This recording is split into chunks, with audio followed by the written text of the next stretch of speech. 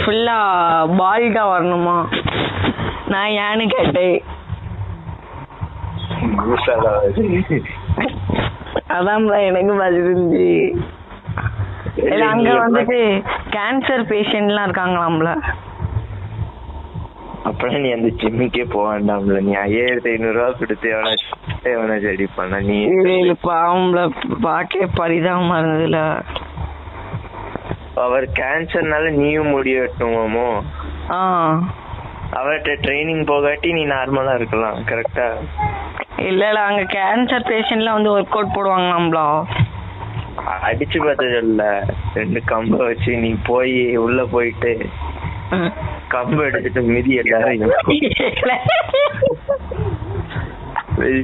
என்னடா பண்றீங்க அடிச்சு துரத்தி விட்டுரு.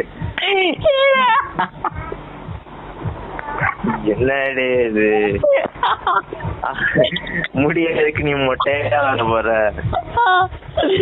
ஒரு துளி முடி கூட இருக்கக்கூடாது.